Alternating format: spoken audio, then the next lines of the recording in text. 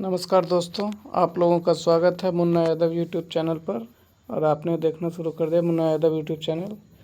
मैंने current affairs के series के अलावा जीके जीएस के लिए एडिटोरिया के 5000 प्रश्न का जो संकलन किया हुआ है उन पर भी डिस्कशन स्टार्ट किए हैं, जिसमें कि अभी तक में हम पहला सेट बता चुके हैं। दूसरे सेट के लिए हम चलते हैं। इसमें वस्तुनिष्ठ समान अध्ययन के प्रश्न दिए गए हैं, जिनको कि लगभग एनसीईआरटी बेस पर है सब सारा क्वेश्चन, जिसमें कि ये PCS, Bihar SSC, BPSC, SSC, railway, banking आदि कोई भी प्रतियोगी वनडे एग्ज़ाम हो और उसके लिए ये बहुत ही अप्रोप्रिएट है। इसमें 100 प्रैक्टिस सेट दिया गया है। प्रैक्टिस सेट नंबर 1 कर चुके हैं, प्रैक्टिस सेट नंबर ये 2 है। विषयवार स्मरणीय तथ्य भी दिया हुआ है और जैसा कि हम बोल चुके हैं एनसीईआरटी पर आधारित है ये प्रश्न। अभी हम चलते हैं दूसरे प्रैक्टिस सेट की ओर।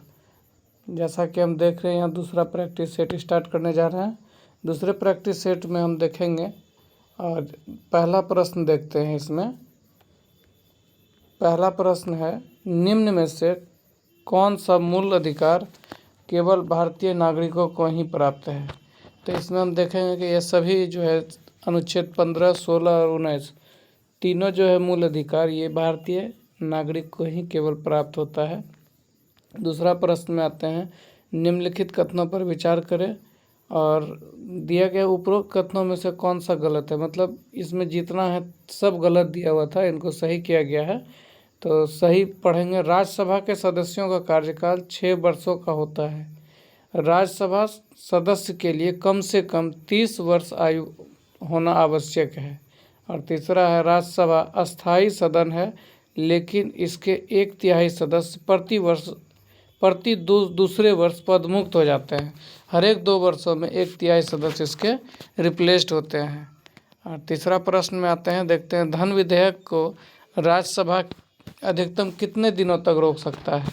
धन विधेयक को राज्यसभा अधिकतम 14 दिन तक रोक सकता है। अगला चौथा प्रश्न में देखते हैं, कोई व्यक्ति उच्च न्यायालय का न्यायाधीश नियुक्त होने का पात्र होगा जब वह भारत राज्य क्षेत्र में कम से कम 10 वर्षों तक न्यायिक पद धारण किया हो या लगातार 10 वर्षों तक हाई कोर्ट या न्यायालयों में अधिवक्ता रहा हो। उच्च न्यायालय या न्यायालय कोई भी कोर्ट में 10 साल का वो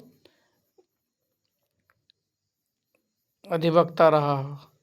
और पांचवा प्रश्न में आते हैं, वित्तीय आपात उद्घोषणा का अनुमोदन करने वाले संकल्प सदन के दोनों सदनों द्वारा कितने माह के भीतर होना चाहिए? वित्तीय आपात उद्घोषणा का अनुमोदन करने के लिए 2 माह के अंदर दोनों सदनों से पास कराना अनिवार्य होता है। छठा है, भारत में पहली बार केंद्र सरकार के विरुद्ध लोकसभा में अविश्वास प्रस्ताव कब लाया गया? केंद्र सरकार के विरुद्ध लोकसभा में पहली बार अविश्वास 1963 में लाया गया है। और अगला प्रश्न है कि राज्य के नीति निर्देशक तत्वों के परिवर्तन के लिए किस अनुच्छेद में उपबंध किया गया है?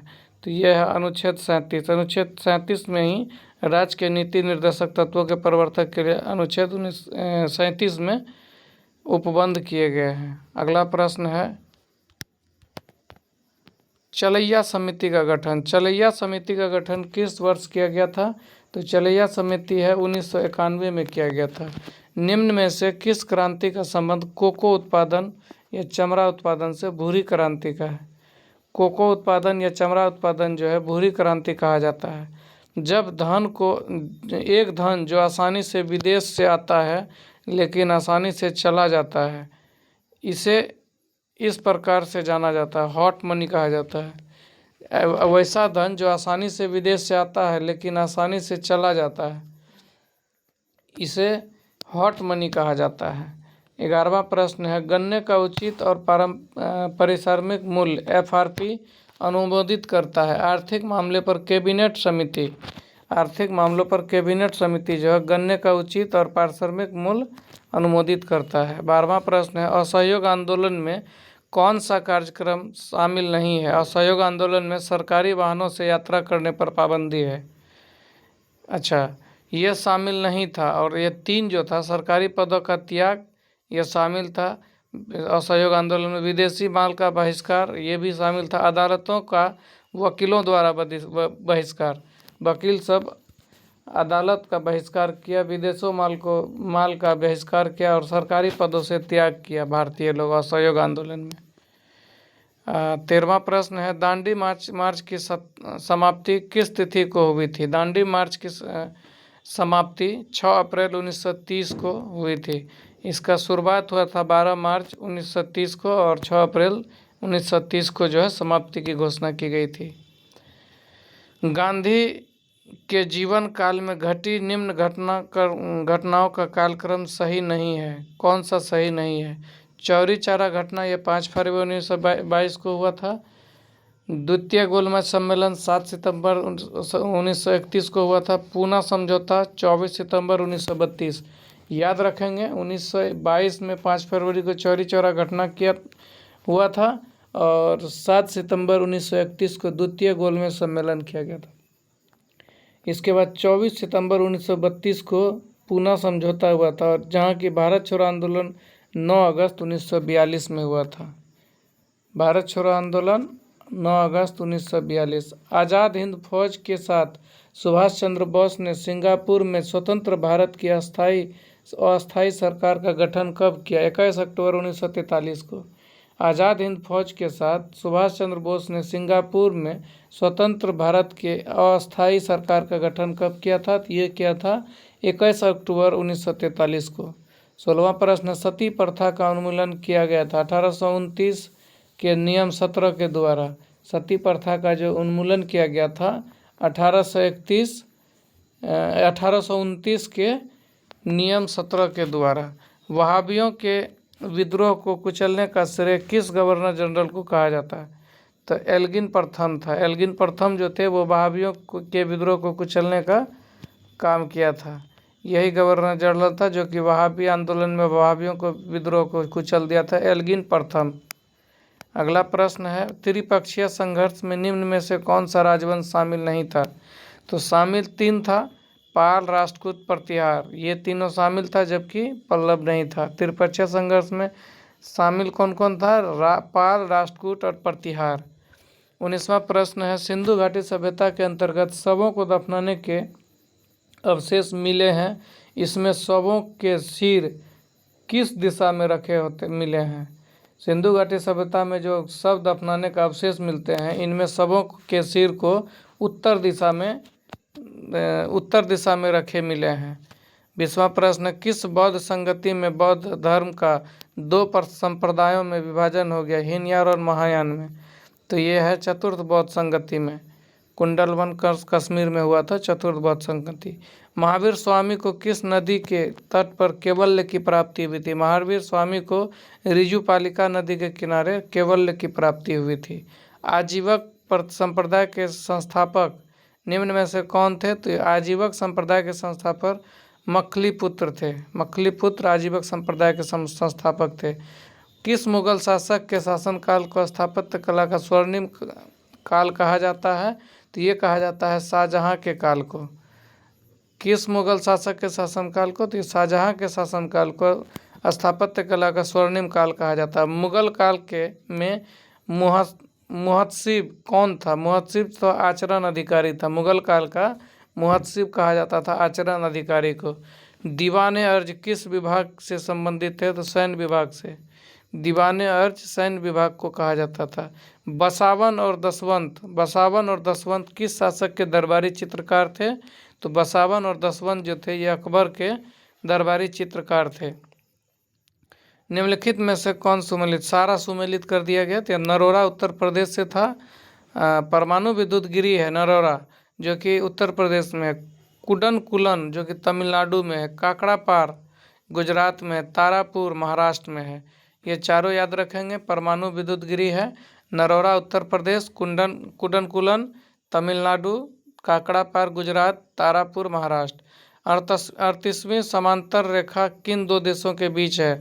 तो 38वीं समांतर रेखा उत्तर कोरिया और दक्षिण कोरिया के बीच है, जबकि अमेरिका और कनाडा के बीच 49 डिग्री समांतर रेखा है।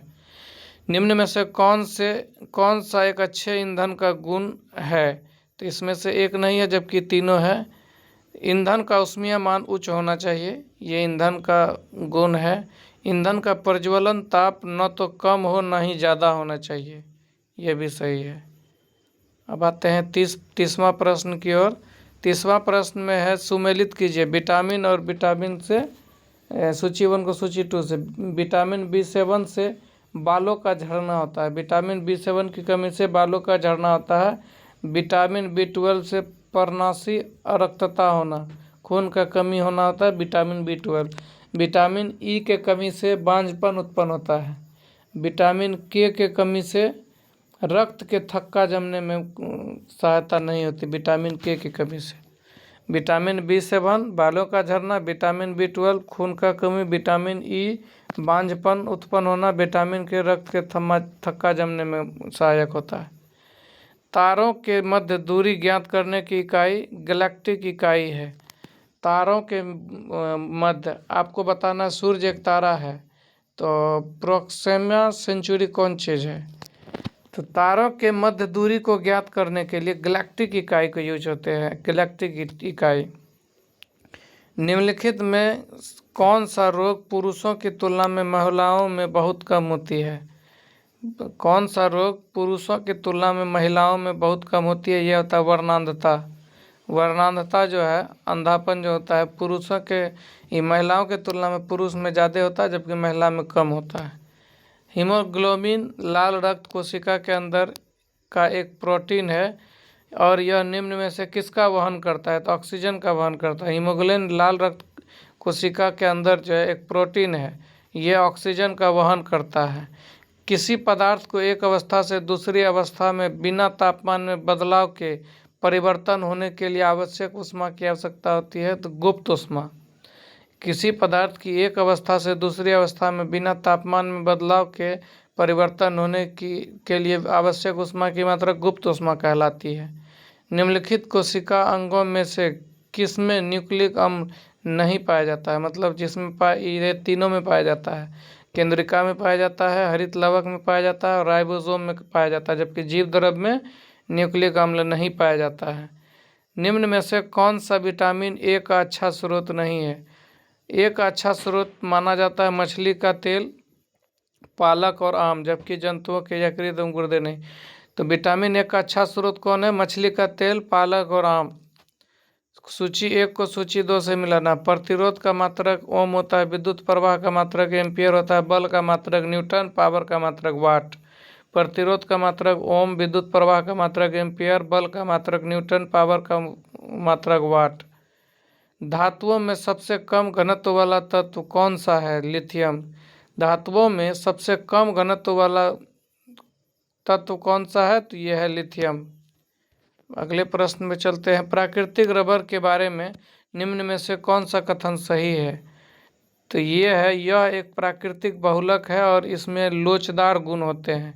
प्राकृतिक रबर जो होता है यह एक प्राकृतिक बहुलक होता है और इसमें लोचदार गुण होते हैं। निम्न में किसी तत्व का रासायनिक गुण निम्न में से कौन तय करता है? इलेक्ट्रॉन की संख्या।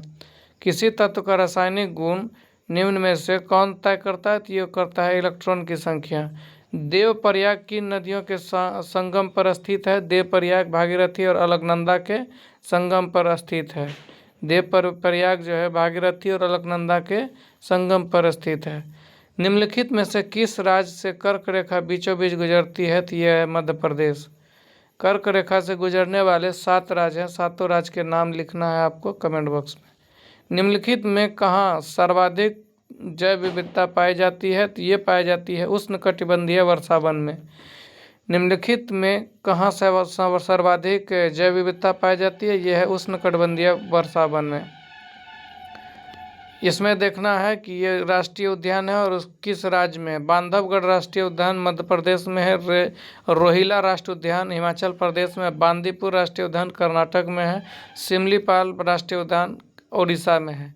फिर से एक बार पढ़ते हैं। बांधवगढ़ राष्ट्रीय उद्यान मध्य प्रदेश, रोहिला राष्ट्रीय उद्यान हिमाचल प्रदेश, बांदीपुर कर्नाटक और सिमलीपाल उड़ीसा में है।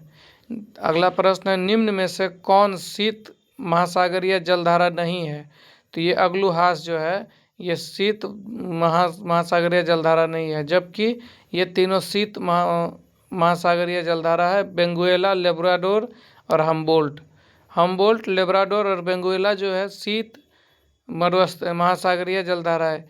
महासागरीय जलधारा को जानने के लिए आप ज्योग्राफी में देखेंगे ध्रुव से विषुवत रेखा की ओर जो जलधारा आती है वो ठंडी जलधारा होती है, जबकि विषुवत रेखा से ध्रुव की ओर जो जलधारा जाती है वो गर्म होती है। अगला प्रश्न, निम्नलिखित में से किस नदी को दक्षिण भारत की गंगा कहा जाता है? तो दक्षिण भारत की गंगा कावेरी कहलाती है, जबकि दक्षिण की गंगा गोदावरी कहलाती है।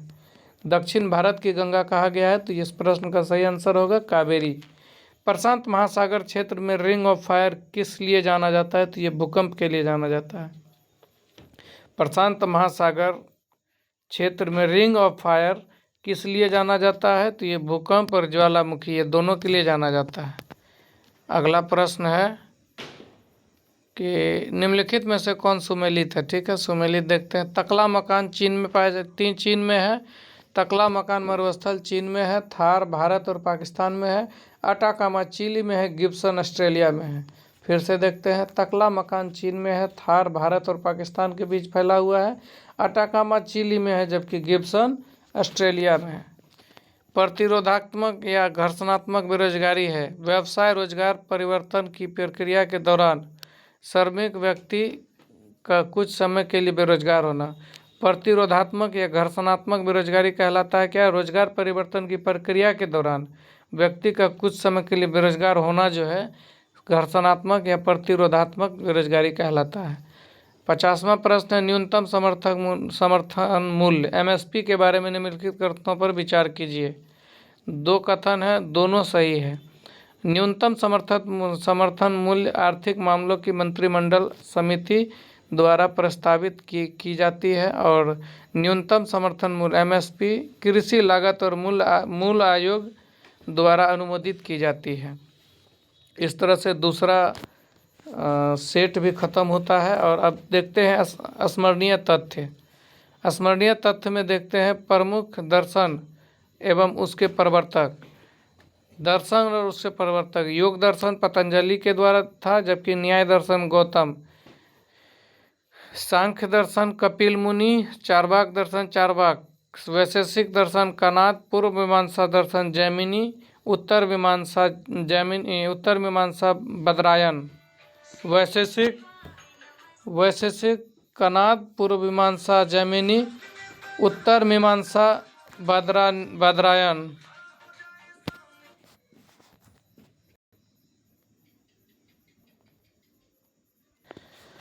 फिर से देखेंगे दर्शन और प्रवर्तक। योग दर्शन पतंजलि है। न्याय दर्शन गौतम है। सांख्य दर्शन कपिल मुनि है, जबकि चार्वाक ही है। वैशेषिक कनाद। पूर्व मीमांसा जैमिनी। उत्तर मीमांसा बदरायन। इनको याद कर लेंगे। बहुत ही मतलब छोटा प्रश्न है, लेकिन ये गलत होने की संभावना ज़्यादा होती है। अगला देखते हैं विभिन्न संप्रदाय और एवं उनके संस्थापक। आजीवक संप्रदाय का संस्थापक मकलीपुत्र गोसाल थे।